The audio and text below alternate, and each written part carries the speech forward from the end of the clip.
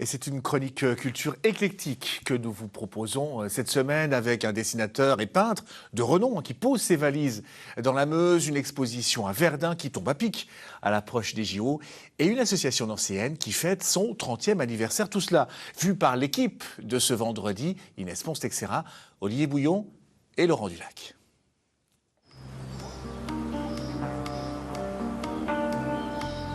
Rendez-vous dans la Meuse à Bar-le-Duc à la rencontre du peintre-illustrateur Jacques de Loustal, plus connu sous le nom de Loustal.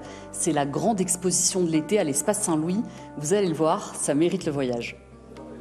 Entrer dans une image de Loustal, c'est découvrir un monde fait de voyages et de couleurs. Célèbre pour ses bandes dessinées, cet amoureux de peinture et d'illustration est un artiste à part entière.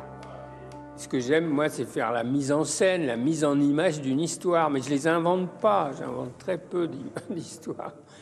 Et donc, tout ça m'a conduit forcément à vouloir essayer d'autres choses dans le domaine graphique, d'autres formats, d'autres techniques, d'autres outils, mais sans jamais renier ce que j'ai déjà fait, ce d'où je viens, de la bande dessinée, du trait noir. Aquarelle, fusain, croquis de voyage, peinture à l'huile. Pour cette exposition, Philippe Lerat donne à voir toutes les facettes de l'artiste. Il m'a laissé accéder à toutes ces archives. Alors dans l'atelier, il y a un peu de bazar pour vous dire les choses telles qu'elles sont. Et donc j'ai passé 10 heures à fouiller dans tous les recoins de l'atelier pour essayer de sortir les images qui allaient figurer dans cette exposition.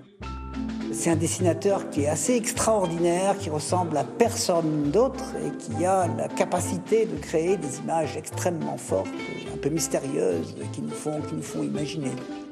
Un circuit à travers 200 œuvres de Loustal, mais aussi une affiche inédite qui revisite le patrimoine de Bar-le-Duc.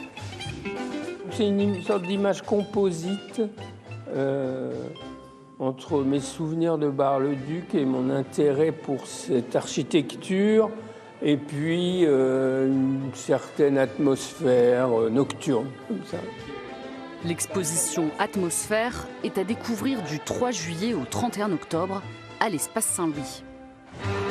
On quitte quelques instants la Meuse pour la Meurthe-et-Moselle. Rendez-vous tout le week-end sur le site d'Alstom à Nancy pour célébrer le 30e anniversaire de l'association Sprelab. Au menu, 3 jours de fête pour résumer 3 décennies de création et rendre hommage à celles et ceux qui ont fait vivre l'âme alternative du site. Qu'est-ce qui va se passer ce week-end ? Différents ateliers, ce qu'on sait faire depuis 30 ans, donc des ateliers plastiques, donc de micro-édition, sérigraphie, graffiti. Il y aura des rampes de skateboard aussi mises à disposition du public, et puis après des concerts bien sûr, et tout un tas d'animations. Voilà, ce qu'on sait faire depuis 30 ans. Un programme familial gratuit pour remercier les habitants et honorer l'histoire de ce haut lieu du graffiti.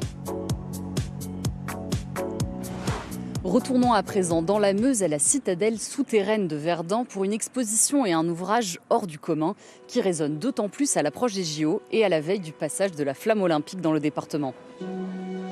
Ils sont coureurs, alpinistes ou aviateurs. Ces femmes et ces hommes, champions sportifs, sont aussi des héros de guerre.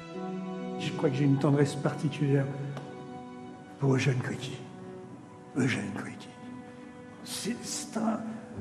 C'est un simple prolo. À 10 ans, il travaille en usine, et puis c'est un bon boxeur quand même, un teigneux, pas léger, il lâche rien, puis il y a la guerre. La guerre, il se retrouve au combat, et aux éparges. Dans la bataille des éparges, la terrible bataille des éparges, il se prend une balle en pleine figure. Il a la figure qui explose. Bref, commence pour lui toute une série d'opérations, 17 opérations. On lui consolide comme on peut ça. Et il décide, contre vents et marées, contre tous, de remonter sur le ring. Et il va, avec sa gueule cassée, disputer dans sa catégorie de poids le titre de champion du monde à New York. Pour rendre hommage à Eugène Criqui et aux autres grands sportifs décorés de la Croix de guerre ou de la valeur militaire, ce passionné, petit-fils de poilu et historien du sport, a imaginé un livre et une exposition. J'ai étudié plus de 400 portraits. Alors bien sûr, parce que Il y a eu des sportifs que j'aurais adoré mettre, mais qui n'avaient pas la croix de guerre.